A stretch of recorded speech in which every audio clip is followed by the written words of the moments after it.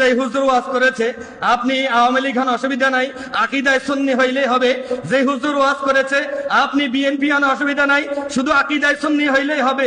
আপনি যে এই কোরআন দিয়ে ফয়সালা দিয়ে দেয় না ধর্মনিরপেক্ষতাবাদীরা, কোরআন দিয়ে ফয়সালা দেয় না জাতীয়তাবাদীরা, আর আল্লাহ বলেন যারা কোরআন দিয়ে ফয়সালা না দিবে তারা কাফের। আপনি যে কুফরি কাজে সহযোগিতা করলেন, আপনি সুন্নি কেন হইলেন? আপনি সুন্নি কেন হইলেন? সুরকে যে সহযোগিতা করে সে আর কি সাধু থাকে?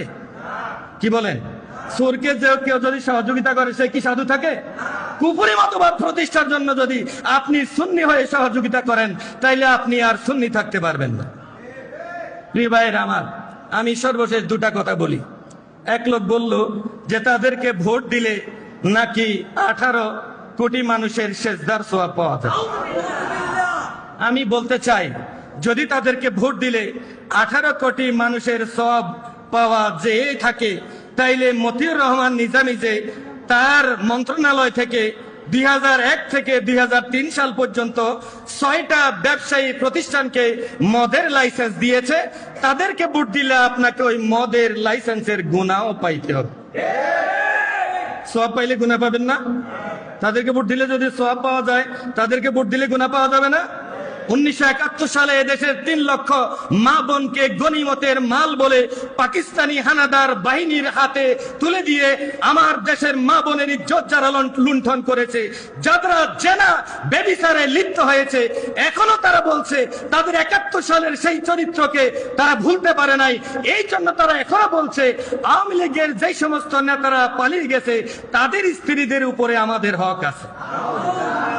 আমি বলতে চাই, তাদেরকে ভোট দিলে ওই 1971 সালে 3 লক্ষ মা বোনের ইজ্জত যারা লুণ্ঠন করেছে সেই জেনার ভাগও তাদেরকে নিতে হবে।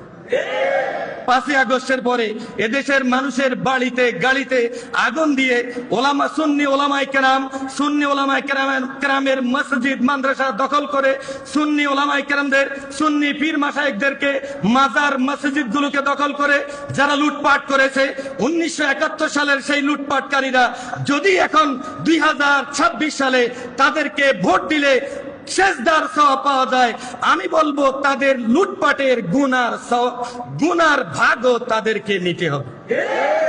প্রিয় ভাইয়ের আমার, এই জাতিকে আপনারা সাবধান করতে হবে।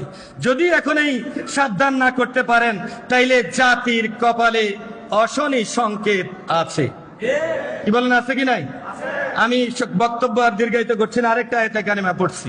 আমার আল্লাহ কোরআনুল কারীমের মধ্যে বলেন, ওমাই ইউশাকিকির রাসূলা মিন বাদি মা তাবায়্যানা লাহুল হুদা ওয়া ইয়াত্তাবি' গায়রা সাবিলিল মুমিনিনা নুওয়াল্লিহি মা তাওয়াল্লা ওয়া নুসলিহি জাহান্নামা ওয়া সাআত মাসীরা। আমার আল্লাহ বলেন ওমাই ইউশাকিকির রাসূল, যারা রাসূলের বিরোধিতা করে, মাইয়াত্তাবি' গায়রা সাবিলিল মুমিনিন, তাদের সামনে হেদায়েতের পথ স্পষ্ট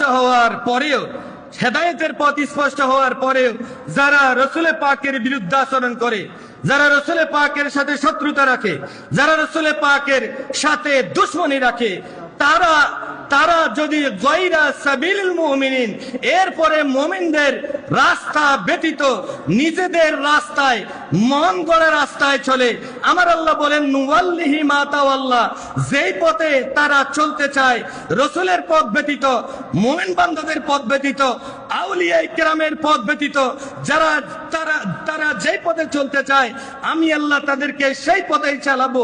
ওয়া নুসলিহি জাহান্নাম, আর মুমিন বান্দাদের আউলিয়ায়ে কেরামের পথে না চলবার কারণে আমি আল্লাহ তাদেরকে জাহান্নামের ভিতরে ঢুকাবো। প্রিয় ভাইরা আমার, আজকে আমাদের দেশের যুব সমাজ ধ্বংস হয়ে যাচ্ছে।